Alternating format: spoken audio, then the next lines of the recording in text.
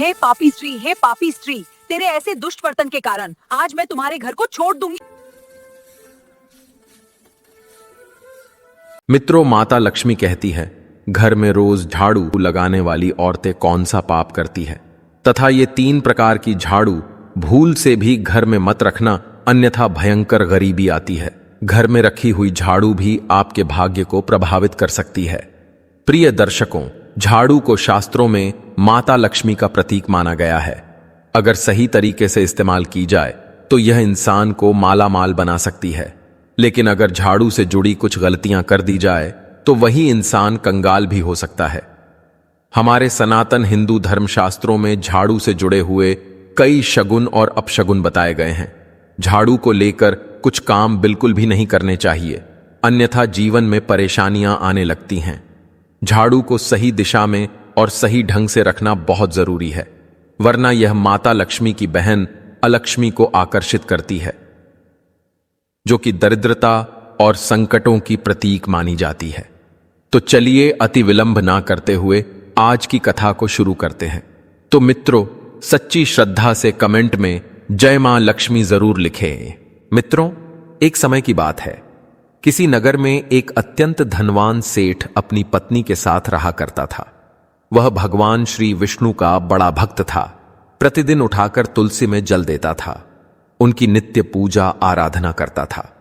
उसकी पत्नी अत्यंत सद्गुणी, विनम्र और धर्मपरायण स्त्री थी। दोनों का जीवन सुख समृद्धि से भरा था, किंतु संतान के अभाव में वे बहुत दुखी थे। बहुत प्रार्थना और पूजा के बाद एक दिन उनकी प्रार्थना स्वीकार हुई और फिर उनके घर एक सुंदर पुत्री ने जन्म लिया। माता पिता ने अपनी पुत्री का नाम सुनंदा रखा। सुनंदा बचपन से ही माता पिता की अत्यंत प्रिय थी। कई सारी मन्नतें मांगते हुए और भगवान शिव के सावन सोमवार के व्रत करने से उन्हें पुत्री की प्राप्ति हुई थी। इसीलिए सेठ और उनकी पत्नी उस कन्या को हमेशा अपनी पलकों पर बिठाकर रखते थे। उसे कभी कोई भी चीज की कमी नहीं होने देते। उसकी हर एक इच्छा पूर्ण की जाती थी, मानो जैसे कि उसने देवराज इंद्र के घर में जन्म लिया हो। अब इधर सेठ की अपार धन संपत्ति की वह भी इकलौती वारिस थी। मित्रों, अब समय के चलते वह कन्या शुक्ल पक्ष के चंद्रमा के समान सुंदर रूप को लिए धीरे धीरे बढ़ने लगी, किंतु माता पिता के अति प्रेम और दुलार के कारण वह अत्यंत बिगड़ गई। उसका स्वभाव आलसी, कपटी, गर्विष्ठ और अभिमानी हो गया। वह अपशब्द बोलती, सभी अन्य लोगों को अपमानित करती और उसे स्वच्छता से सख्त नफरत थी। उसने कभी जीवन में झाड़ू को छुआ तक नहीं था। समय के चलते अब तो वह अपने माता पिता के साथ हट करने लगी थी। फिर एक दिन उसके माता पिता ने सोचा कि विवाह के बाद शायद वह सुधर जाए, इसलिए वे सुनंदा के विवाह की चिंता करने लगे। जब वह 16 वर्ष आयु को प्राप्त हुई तो सेठ ने सुनंदा के विवाह हेतु अनेक धनवान और प्रतिष्ठित घरानों से रिश्ते लाए, लेकिन सुनंदा सबको अपमानित कर भगा देती थी। वह किसी से कुछ कहती तो किसी से कुछ। कभी कभी तो दूल्हा बनने के लिए आने वाले युवक के ऊपर घर की छत से पानी डालती थी। उसकी इस प्रकार की बचकानी हरकतों के कारण नगर के लोग उस कन्या से डरने लगे थे। इसी कारण से अब सेठ और उसकी पत्नी अत्यंत चिंतित और दुखी रहने लगे। फिर एक दिन की बात है, संयोगवश सुनंदा की नजर वन में रहने वाले एक अत्यंत गरीब ब्राह्मण युवक पर पड़ी। उस युवक का नाम शांतनु था। नाम के समान ही वह शांत स्वभाव का, बुद्धिमान और सभी शास्त्रों में पारंगत था। वह भगवान विष्णु का अनन्य भक्त था और प्रतिदिन प्रातः उठकर स्नान आदि करके वह तुलसी में जल देता था और फिर गांव के एक शिव मंदिर में जाकर बड़े ही भक्तिभाव से भगवान शिव की भक्ति और पूजा आराधना करता था। शांतनु, जो कि सीधा साधा युवक था और सरल जीवन व्यतीत करता था, किंतु उस दिन जब सुनंदा अपने सहेलियों के साथ वन में घूम रही थी कि तभी उसकी नजर उस सुंदर युवक पर पड़ी और देखते ही देखते वह उसके शांत स्वभाव और सुंदर रूप को देख वह प्रेम में पड़ गई। अब क्या था, सुनंदा को शांतनु बहुत पसंद आया और उसने अपने घर वापस आकर पिता से कह दिया पिताजी, आपने मेरे लिए कई सारे वर देखे हैं, किंतु मैं उसी ब्राह्मण युवक से विवाह करूंगी जिसे आज मैंने वन में देखा था, जो कि ब्राह्मणों के साथ पूजा के लिए जा रहा था। अपने बेटी के मुख से यह बातें सुनकर सेठ को बहुत आश्चर्य हुआ, लेकिन बेटी की खुशी के लिए अगले सुबह वे दोनों ही युवक के पास गए। उसकी कुटिया को देख सेठ को मन ही मन दुहक तो हुआ, लेकिन उसने सोचा कि चलो देख लेते हैं आखिर क्यों मेरी बेटी ने इस गरीब ब्राह्मण को चाहा है तथा क्यों इससे ही विवाह करना चाहती है। तब सेठ ने उस युवक के पास जाकर पूछा, हे विप्रवर, आप कौन हैं? कृपया आप मुझे सविस्तर परिचय दीजिए। तब शांतनु ने कहा, आइए विप्रवर, आपका स्वागत है। मेरा नाम शांतनु है। मैं एक गरीब ब्राह्मण हूं। घर में मेरे वृद्ध माता पिता है और मैं मंदिर में पूजा आराधना करते हुए अपना जीवन व्यापन करता हूं। कहिए, अब मैं आपकी किस प्रकार से सहायता कर सकता हूं? तब सेठ ने कहा, हे विप्रवर, यह मेरी कन्या सुनंदा है, जो कि आपको मन ही मन चाहती है और आपसे विवाह करना चाहती है। तब विस्मय के साथ शांतनु ने कहा, हे श्रेष्ठ, मुझे क्षमा कीजिए, किंतु मैं आपके तथा आपकी कन्या के योग्य वर नहीं हूं। आपके सामने मेरी कुछ भी हैसियत नहीं है। कहीं आप हमारा मजाक तो नहीं बना रहे? मेरे पास धन संपत्ति नहीं है। मेरा जीवन अत्यंत साधारण और गरीब है। मैं आपकी पुत्री को कोई सुख सुविधा नहीं दे सकूंगा। तब सेठ ने शांतनु को समझाया और कहा, चिंता मत करो, मैं तुम दोनों को इतनी संपत्ति दूंगा कि तुम दोनों आराम से जीवन व्यतीत कर सको। तब शांतनु उनकी बात मान गया और फिर योग्य मुहूर्त के अनुसार सुनंदा का विवाह उससे हो गया। मित्रों, फिर विवाह के दिन सुनंदा की मां ने उसे धार्मिक विधि पूर्ण होने के पश्चात एक झाड़ू दिया और कहा कि बेटी, इसे अच्छे से संभाल कर रखो। विवाह में कन्यादान के समय घरेलू सामग्री के साथ झाड़ू देने से उस घर में सदा माता लक्ष्मी निवास करती है। यह एक शुभ संकेत होता है। किंतु सुनंदा ने उस झाड़ू को ले लिया और बस बाजू में रख दिया। फिर सारे विधि पूर्ण होने के बाद सुनंदा अपने घर की ओर चली गई। विवाह के पहले ही समय के चलते सेठ ने अपनी बेटी के लिए एक नया घर बनवा दिया तथा उसके पति के लिए व्यापार का कारोबार करने के उद्देश्य से एक धान्य की दुकान भी शुरू करवा दी, ताकि भविष्य में उनका व्यापार अच्छे से बढ़े और उनकी भी तरक्की हो। अब शुरुआती दिनों में सुनंदा प्रसन्न थी। वह अपने पति के साथ स्नेहपूर्वक सहवास करती थी, लेकिन जल्द ही वह अपना असली रंग दिखाने लगी। आलसी और घमंडी होने के कारण वह घर की साफ सफाई बिल्कुल भी नहीं करती थी। अब हर समय घर गंदा रहता। भोजन के पश्चात बर्तन जैसे के तैसे पड़े के पड़े ही रहते थे। हर जगह घर में मकड़ियों के जाले लगे रहते। फिर एक दिन की बात है, जब सुनंदा के पति शांतनु ने उसे समझाते हुए और कहता है, अरे सुनंदा, एक पतिव्रता स्त्री को स्वच्छता से प्रेम होना चाहिए तथा सभी प्रकार के गृह कार्य में दक्ष रहना चाहिए। तुम तो किसी भी प्रकार का कोई भी काम नहीं करती हो। तब सुनंदा ने कहा, अजी छोड़िए, आप ऐसी बातुकल्ली बातें ना करें तो ही अच्छा है। आज तक मैंने मेरे घर में कोई भी काम नहीं किए हैं और हाँ, आगे भी कुछ नहीं करूंगी। अगर आपको लगता है सारे काम आपकी माँ को ही करने पड़ रहे हैं, तो मैं आज ही पिताजी से कहकर 2-4 नौकर अपने यहाँ भी बुलवा लेती हूँ। वैसी भी ये सब कुछ मेरा ही है, तो मुझे काम करने की क्या मजबूरी आन पड़ेगी। तब अपनी पत्नी की ऐसी बातें सुनकर शांतनु दंग रह गया और वह कुछ भी नहीं बोल पाया। अब इसी प्रकार सुनंदा की मां ने भी उसे कई बार समझाया कि स्त्री को कैसे रहना चाहिए, परंतु वह सुधरने का नाम नहीं लेती थी। कुछ दिन बाद शांतनु ने अपना छोटा सा व्यापार आरंभ किया, लेकिन पत्नी की लापरवाही और घर के वातावरण के कारण वह असफल होने लगा। उसकी दुकान पर कोई भी नहीं आता था। आया तो उसके निराश चेहरे को देखकर वहां से आगे की ओर चला जाता था। अब इसी तरह से दिन बीतते जा रहे थे। फिर एक दिन की बात है, शांतनु को अपने व्यापार के कार्यों के कारण किसी अन्य नगर में जाना था। इसीलिए वह सुबह उठते ही किसी से कुछ बिना कहे ही अपने सामान को बांधकर अपने बैलगाड़ी को लेकर चला गया। वहीं दूसरी ओर सुबह के समय सूर्योदय के पश्चात सुनंदा की सास घर में अपने पुराने झाड़ू से सफाई कर रही थी, जो कि उसने अपने पुराने घर से ध्यानपूर्वक ले आई थी। वह मानती थी, झाड़ू में माता लक्ष्मी का वास होता है और नित्य झाड़ू लगाने से उस स्त्री पर माता लक्ष्मी की कृपा बनी रहती है। किंतु अपने बहू के ऐसे निष्ठुर बर्ताव को देख उसे वह कुछ भी नहीं कहती थी। किंतु उसी दिन संजोग से सुनंदा का ध्यान उसकी सास की झाड़ू पर अचानक से गया, जिसे देख उसे याद आया कि उसकी मां ने भेंट के स्वरूप में शगुन के साथ झाड़ू भी दिया था। इसीलिए उसने उसे ढूंढ कर निकाला और अपने सास के हाथों में देते हुए कहा, अरे माँ जी, आप तो गरीब की गरीब ही रहेंगी। यहाँ महल जैसा घर मेरे पिता ने आपको रहने के लिए दिया है और आप है कि वहीं फटा पुराना झाड़ू लेकर के घूमती रहती है। चलो अब से आप इस नए झाड़ू से झाड़ू लगाना, और हाँ, इसके बाद मुझे वह पुराना झाड़ू फिर से नहीं दिखना चाहिए। बेचारी सास अपने बहू के तेवर से वाकिफ थी, इसीलिए वह चुप रहीं और कुछ भी नहीं बोली। फिर अगले दिन जब सुनंदा की कुछ सहेलियां उसके घर में आती है और वे सभी बैठकर मजे से बातें करती रहती है, किंतु तभी अचानक से सुनंदा की सास वहां झाड़ू लगाते हुए आती है। अब जब सुनंदा की नजर उस पुराने झाड़ू पर गई तो वह क्रोध से आग बबूला हो गई और उसने उस झाड़ू को छीनकर घर के बाहर फेंक दिया और बोली, अरे बूढ़िया, मैंने आपको मना किया था कि इस झाड़ू को घर में मत रखना। आप मेरी सहेलियों के सामने क्यों मेरी बेइज्जती कर रही हैं? एक तो मेरे पिता ने आपको रहने को घर क्या दिया, आप तो मेरे ही बातों को नजरअंदाज कर रही हैं।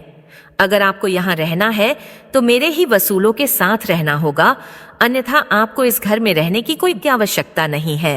अपने बहू के मुख से ऐसे वचन सुनकर बेचारी सास कुछ भी बोल न सकी और अपने वस्त्र तथा कुछ सामान को लेकर वहां से चुपचाप अपने पति को साथ लेकर पुराने घर की ओर निकल गई। उन्हें अपनी बहू का ऐसा अपमान सहन नहीं हुआ। अब जब संध्या समय को उसके घर आए मेहमानों के लिए जब उसने भोजन बनाया, सभी को परोसा और सभी लोगों ने आनंद के साथ उसे खा भी लिया, किंतु जब सुनंदा की बारी आई तो सारा भोजन समाप्त हो चुका था। आज जीवन में पहली बार उसे भूखा ही सोना पड़ा। फिर अगली सुबह उठते ही उसने घर में गंदगी के कारण झाड़ू तो लगाया, किंतु जैसे ही उसका काम हो गया उसने उसे घर के कोने में फेंक दिया और उसे पैर से अलमारी के नीचे खिसका दिया। मित्रों, वह झाड़ू को कभी सिर के ऊपर से रख देती, कभी उल्टा टिका देती। वह अक्सर शाम के बाद झाड़ू लगाने लगती और कचरा घर से बाहर फेंक देती थी। यह सब शास्त्रों के अनुसार माता लक्ष्मी का अपमान माना गया है, लेकिन सुनंदा को इसका कोई ज्ञान नहीं था। वह इसे सिर्फ साधारण काम समझकर कर रही थी। फिर अगली सुबह स्नान आदि करके उसने भोजन बनाया और अपने घर आए सभी मेहमानों को परोसा, किंतु सभी के भोजन के पश्चात आज फिर से सुनंदा के लिए भोजन नहीं बच पाया। अब वह बहुत आश्चर्यचकित रह गई और मन ही मन सोचने लगी कि मैंने आज रात से कई गुना अधिक भोजन बनाया था, फिर भी मुझे भूखा ही रहना पड़ा। अब फिर से उसने स्वयं के लिए चावल पकाकर खा लिए। फिर दूसरे दिन जब सुनंदा ने घर में झाड़ू लगाया, किंतु आज भी उसने पैर से छूकर बाहर निकाला और स्वच्छता के बाद उसे वैसे दरवाजे के पीछे खड़ा रख दिया। मित्रों, अब होनी को कुछ और ही मंजूर था। सुनंदा जाने अनजाने में गलतियां करती ही जा रही थी, लेकिन उसके घर की नकारात्मकता की समझ उसे नहीं आ रही थी। अभी इसी प्रकार से कुछ दिन बीतते जा रहे थे। सुनंदा अब अकेली होने के कारण उससे मिलने हर दिन कोई ना कोई मेहमान आता रहता था, किंतु जब भी वह उनके लिए भोजन बनाती और पहले से अधिक मात्रा में बनाती थी, फिर भी वह समाप्त हो जाता था। अब उसके घर में सब कुछ होने के बावजूद उसका हाल बुरे बदतर होता जा रहा था। कहने को तो वह महल की रानी थी, पर पर्याप्त भोजन ना मिलने के कारण अब वह सुख कर कांटा बन गई। अब इसी तरह से कुछ दिन बीतने के बाद एक दिन शांतनु वापस अपने घर में आता है। तब वह देखता है कि उस घर में उसके माता पिता नहीं हैं। जब उसने पूछा कि अरे भाग्यवान, मेरे माता पिता कहाँ गए हैं? वे काफी समय से दिखाई नहीं दे रहे। मैं तो कब से उन्हें ढूंढ रहा हूं। क्या तुम जानती हो आखिर वे कहाँ गए हैं? तो उसने बताया कि उन्हें मेरे साथ रहना रास नहीं आया है, इसीलिए वे अपने पुराने घर को चले गए हैं। इस बात को सुनकर शांतनु को बड़ा ही दुख हुआ। अब वह समझ गया सुनंदा को उसके माता पिता बोझ लगने लगे हैं, इसीलिए उस दिन वह अपनी पत्नी से कुछ भी नहीं कहता है, क्योंकि उससे मुंह लगाना कितना भारी पड़ सकता है यह भली भांति जानता था। तो उसने भोजन किया और शांत चित्त होकर सो गया। फिर अगले दिन दोनों पति पत्नी घर के आंगन में झगड़ा कर रहे थे। तभी उन्होंने देखा कि एक साधु उनके घर के सामने रुका और उनके घर की तरफ दोनों हाथों को जोड़कर कुछ मन ही मन पुटपुटते कहते हुए प्रणाम करके चला गया। उन्हें आश्चर्य हुआ कि साधु ने किसे प्रणाम किया। फिर अगले दिन से यह रोज का क्रम हो गया। साधु प्रतिदिन उनके घर के सामने आता, हाथ जोड़कर प्रणाम करता और चला जाता। अब धीरे धीरे सुनंदा की बुरी आदतों के कारण घर का सारा धन संपत्ति समाप्त होने लगी। वह अपने पिता से धन मांगकर पिता को भी कंगाल बना चुकी थी। अब एक दिन शांतनु भी उसकी हरकतों से तंग आकर उसे छोड़कर चला गया और माता पिता की सेवा करने लगा। मित्रों, वह साधु साक्षात भगवान श्री हरि विष्णु थे, जो सुनंदा को मार्गदर्शन करने हेतु धरती लोक पर एक साधु का रूप धारण करके आए थे। क्योंकि सुनंदा के माता पिता ने भगवान विष्णु की खूब पूजा की थी, इसीलिए भक्त वत्सल प्रभु स्वयं उसकी सहायता करने के लिए आए थे। मित्रों, अब इधर सुनंदा अकेली रह गई, लेकिन उसका स्वभाव नहीं बदला। वह ऐशो आराम में जीकर बचा खुचा जो धन था उसने उसे भी उड़ा दिया। अब उसके पिता ने भी उसका त्याग कर दिया। अंत में वह पूरी तरह से कंगाल होकर अपने घर में अकेली रह गई। अब उसे अपने कर्मों का गहरा पश्चाताप होने लगा, लेकिन अब बहुत देर हो चुकी थी। मित्रों, किंतु इसी बीच एक बात नहीं बदली। वह साधु अभी भी रोज उसके घर के सामने आते, प्रणाम करते और मन ही मन कुछ कहते हुए वहां से चले जाते थे। फिर एक दिन सुनंदा से रहा न गया। वह घर के बाहर निकली और क्रोध से बोली, हे साधु, प्रतिदिन मेरे घर को देखकर तुम किसे प्रणाम करते हो? मेरे घर में तो अब कुछ भी नहीं बचा, लेकिन तुम हो कि हर दिन मुझे प्रणाम करते हो। आखिर तुम्हें क्या चाहिए? तब वह साधु मुस्कुराया और बोला, हे पुत्री, मैं तुम्हारे घर में विराजमान देवी अलक्ष्मी को प्रणाम करता हूं। तुम्हारे घर में जो गंदगी, आलस्य, अभिमान और कटुवाणी विराजमान है, वही देवी अलक्ष्मी का स्वरूप है। मैं उनका सम्मान करता हूं ताकि वे मेरे घर कभी ना आए। इसीलिए प्रतिदिन जब भी मैं आपके घर के सामने से गुजरता हूं, मैं अलक्ष्मी जी को प्रणाम करता हूं। देखो, जो तुम्हारे घर के ऊपर बैठी हुई है वो। मित्रों, अब क्या था? सुनंदा यह सुनकर हतप्रभ रह गई, मानो कि अब तो उसके पैरों के नीचे से जमीन खिसक गई हो। वह कुछ पलों के लिए सदमा पाकर शांत रह गई और कुछ भी आगे बोल नहीं पाई। जब उसने खुद को संभाला, तब उसे समझ आ गया कि उसने कोई तो बड़ी भूल की है। उसने स्वयं ही देवी लक्ष्मी को त्याग कर देवी अलक्ष्मी को अपने घर में स्थान दिया था। अब वह फूट फूट कर रोने लगी, जिस कारण से उसके साथ ऐसे हो रहा है। तब उसने उस साधु के चरणों को पकड़ लिया और बोली, हे महात्मा, कृपा करें और मुझे इसका कोई उपाय बताएं। सुनंदा के विनम्र भाव को तथा उसके भीतर के पश्चाताप को देखकर साधु भगवान श्री हरि विष्णु कहते हैं, हे पुत्री, अगर तुझ में साहस है तो ध्यान से सुनो। तुम्हारी ही गलती के कारण ऐसे प्रकोप हुआ है। तुमने घर में रखी झाड़ू का अपमान किया था, इसीलिए देवी लक्ष्मी तुम्हारे घर से रुष्ट होकर चली गई है। तब सुनंदा कहती है, हे स्वामी, मुझे क्षमा करें और मेरा मार्गदर्शन करें। मैं इस भूल के लिए माता लक्ष्मी से क्षमा याचना करूंगी। आज से उनकी नित्य पूजा आराधना करूंगी। हे महाराज, आपसे मैं विनती करती हूं, मेरा मार्गदर्शन करें। मित्रों, तब साधु भगवान विष्णु कहते हैं, हे पुत्री, उठो, शांत हो जाओ। मैं तुम्हें मार्गदर्शन करता हूं, किंतु अब तुम मेरे प्रत्येक शब्द को ध्यानपूर्वक सुनना। तब सुनंदा हाथ जोड़कर साधु से प्रणाम करती है और कहती है, जी हाँ महाराज, अब आप मुझ पर कृपा करें। तब आगे साधु कहते हैं, हे पुत्री, झाड़ू सिर्फ गंदगी साफ करने का औजार नहीं, यह आपके भाग्य की दिशा भी तय कर सकती है। शास्त्रों में झाड़ू को माता लक्ष्मी का प्रतीक माना गया है। इसे सही तरीके से इस्तेमाल किया जाए तो यह धन, समृद्धि और सुख शांति लाने वाली होती है, लेकिन लापरवाही से इसका उपयोग घर में दरिद्रता, अशांति और संकट ला सकता है। अब तुम्हें मैं झाड़ू के प्रकारों के विषय में बताता हूं तथा कौन सी झाड़ू शुभ होती है या कौन सी अशुभ है। तो सुनो, झाड़ू 3 प्रकार की होती है। पहला, प्लास्टिक की झाड़ू। यह पूरी तरह त्याज्य मानी जाती है, इसमें धार्मिक ऊर्जा नहीं होती। दूसरा है सीकों वाली झाड़ू। यह सबसे उपयुक्त मानी जाती है। इसे देवी लक्ष्मी का वाहन कहा गया है। और तीसरा है फूल या सजावटी झाड़ू। यह केवल सजावट के लिए है, सफाई के लिए उपयोग नहीं करनी चाहिए। घरों में केवल सीकों वाली झाड़ू का प्रयोग करें और वह भी प्राकृतिक हो। हे पुत्री, झाड़ू खरीदने का शुभ समय भी आपका भाग्य निश्चित करता है। झाड़ू खरीदने के लिए शनिवार, मंगलवार या रविवार, क्रूरवार को सबसे शुभ माना गया है। वहीं सोमवार, बुधवार, गुरुवार और शुक्रवार को झाड़ू खरीदना अशुभ माना जाता है। दीपावली, अमावस्या, ग्रहण, पूर्णिमा जैसे पवित्र तिथियों पर झाड़ू खरीदना और उपयोग करना धनवर्धक होता है। अब मैं तुम्हें घर में झाड़ू को रखने की सही दिशा के विषय में बताता हूं।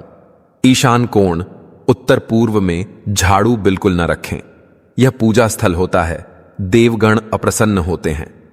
दक्षिण पश्चिम को झाड़ू रखने का सबसे उत्तम स्थान माना गया है। यह नेतृत्व कोण है और घर के मुखिया की उन्नति को दर्शाता है।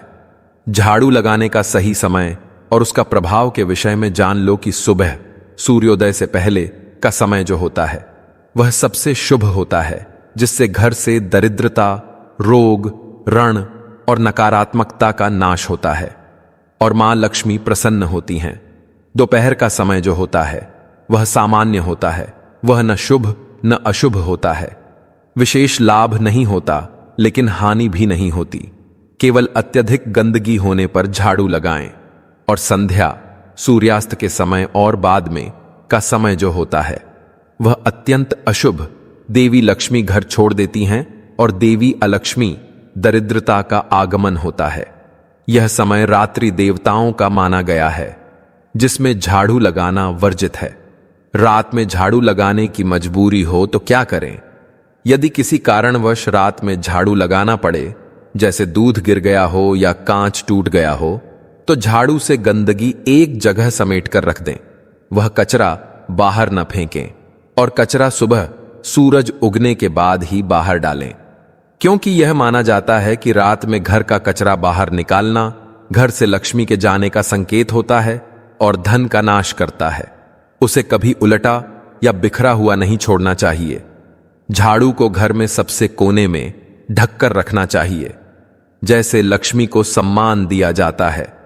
बाहर से आने वाले लोगों की नजरों से भी उसे छिपाकर रखना बेहद शुभ माना है। याद रखे, घर के अलावा अन्य लोगों की नजरों से वह छिपी रहनी चाहिए। हे पुत्री, अब मैं और कुछ महत्वपूर्ण नियमों के विषय में बताता हूं। तुम्हें यह प्रश्न कभी जरूर आया होगा कि टूटी झाड़ू का क्या करें? तो टूटी हुई झाड़ू को शनिवार के दिन घर से बाहर निकालें। कभी भी ईशान कोण, उत्तर पूर्व या पूजा स्थान में ना रखें और फेंकने से पहले उसका सम्मान करें। न पैरों से लगाएं, न दिखावे में रखें। उसे हो सके तो नदी में प्रवाहित करें या खेतों में डाल दें। अब यह ध्यानपूर्वक जान लो कि झाड़ू लगाने का उचित समय कौन सा होता है। सुबह या दिन में झाड़ू लगाना शुभ होता है। सूर्यास्त के बाद, रात में या किसी के जाने के तुरंत बाद झाड़ू लगाना अशुभ होता है। गुरुवार को पोछा या झाड़ू न लगाएं, इससे लक्ष्मी रुष्ट होती हैं। कचरा सूर्यास्त के बाद बाहर फेंकना वर्जित माना जाता है। विशेष उपाय: गुप्त दान। शुक्रवार, अमावस्या, ग्रहण या पूर्णिमा पर सुबह 4:30 बजे किसी को बताए बिना मंदिर में झाड़ू छोड़ें। लक्ष्मी कृपा का विशेष योग। दरवाजे पर झाड़ू रात को रखना नकारात्मक ऊर्जा रोकने के लिए। सुबह उसे हटा दें और छिपा दें और पोछे के पानी में नमक मिलाएं। समुद्री नमक से पोछा लगाने पर नकारात्मक ऊर्जा हटती है। अब झाड़ू से जुड़ी कुछ सावधानियां याद रखें। सबसे पहले कभी भी झाड़ू को खड़ा करके न रखें। साथ ही झाड़ू को भूल से भी पैर न लगाएं और अगर गलती से लग जाए तो माफी मांगे और धोएं। झाड़ू से किसी जानवर को न मारें, विशेषकर गाय या बकरी को। अब किसी भी शुभ कार्य पर निकले व्यक्ति के तुरंत बाद झाड़ू न लगाएं, इससे दोष लगता है। अब सुनंदा कहती हैं, हे महाराज, मैं आपकी बहुत बहुत आभारी हूं से जो आपने मुझे झाड़ू से जुड़े महत्वपूर्ण नियमों को बताया है, किंतु मैं कई दिनों से ठीक से भोजन नहीं कर पा रही हूँ। हर दिन मैं अधिक से अधिक भोजन बनाती हूँ, किंतु जैसे ही मैं भोजन के लिए बैठ जाती हूँ सारा अन्न समाप्त हो जाता है। तब साधु रूपी भगवान विष्णु मंद मुस्कान के साथ कहते हैं, हे कन्या, यह भी तुम्हारी भूल से हुआ है। तुम्हारे पास सब कुछ होने के बावजूद तुमने अपनी ही मां के समान सास को भोजन से वंचित रखा तथा उनकी गरीबी का उपहास किया था। उन्हें घर से निकाल देने के कारण तुम्हारे यहां से देवी अन्नपूर्णा भी रुष्ट होकर चली गई है। तुमने द्वार पर आए किसी भी याचक को दान नहीं दिया था। सब कुछ होने के बावजूद केवल तुमने ऐशो आराम से जीवन जीना पसंद किया। तुमने कभी किसी की मदद तक नहीं की थी। तब आगे हाथ जोड़कर सुनंदा कहती है, हे स्वामी, कृपया मुझे इस दोष से मुक्त करें और मेरा मार्गदर्शन करें। तब महाराज कहते हैं, हे पुत्री, तुम्हें हर दिन अपने घर में भोजन बनाने से पहले माता अन्नपूर्णा का आवाहन करना चाहिए। उनकी पूजा आराधना करनी चाहिए, उन्हें भोग लगाना चाहिए।